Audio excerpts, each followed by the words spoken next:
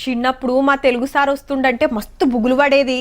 పద్యాలు ఒప్పజెప్పకుంటే ఈపు సాబ్ చేసేది. మళ్ళా పరీక్షల ఒక్క తప్పు రాసినా మొత్తం కొట్టేసి మళ్ళా రాపిచ్చేది. అప్పటి చదువులు అట్లుండేటి. మరి సందులు, సమాసాలు, లఘువులు, గురువులు మంచిగా అర్థమయ్యేటట్టు చెప్పేది. గా ముచ్చట్లు ఇప్పుడెందుకు గాని గీ వార్త చూడుర్రి.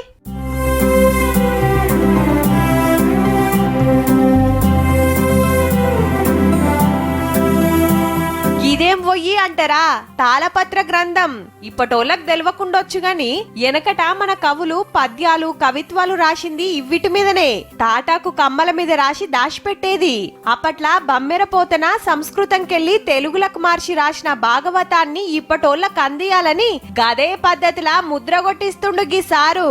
పేరు పాండురంగారావు. వరంగల్ నీట్లా ప్రొఫెసర్ గా పనిచేసి రిటైర్ అయిండు. ఉండేది హన్మకొండల. మామూలుగా ఒయ్యిల్లెక్కైతే చదువుతానికి ఇంట్రెస్ట్ చూపియారు. అదే వెనకటి పద్ధతులైతే కొత్తగుంటది. ఒక్క పారన్న మర్రేస్తారని ఆపొచ్చన. ఇవ్వు కూడా తాటాకులేనట. ఎప్పటికీ ఖరావు కాకుండా బెంగళూరులా మిషన్ల మీద మంచిగా సాబ్ చేపిచ్చి ఆట మీద భాగవతం పద్యాలు రాపిచ్చిండట.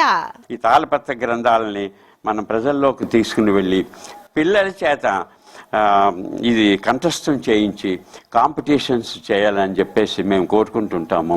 307 పద్యాలను భాగవత మాణిముత్యాల పేరుతోటి ముద్రగొట్టిస్తే ఫస్ట్ కాపీ సారు చేతులకు రాగానే ఎట్లుంటదో మొత్తం చూసి ఓ పారి చదువుకున్నాడు. ప్రింటింగ్ చేస్తానికి సారు దోస్తులు సుతా కొందరు ఆసరైతున్నారట. చాలా బాగా ఉంది సారు చేసిన ఈ పద్యాలన్నీ పిల్లలందరికీ బాగా చదువుకుంటే మంచిగా ఉంటదని మా ఉద్దేశం అన్నమాట. మొత్తం 100 కాపీలు ప్రింట్ తీపిచ్చి పిల్లలకు వంచే పనులున్నాడట సారు. ఎంత ఖర్చు వస్తుందో గాని ఇయాల రేపు ఏబిసిడీలు తప్ప పలక మీద ఆలు దిద్దిచ్చేది తగ్గుతుంది స్కూళ్ళల్లా.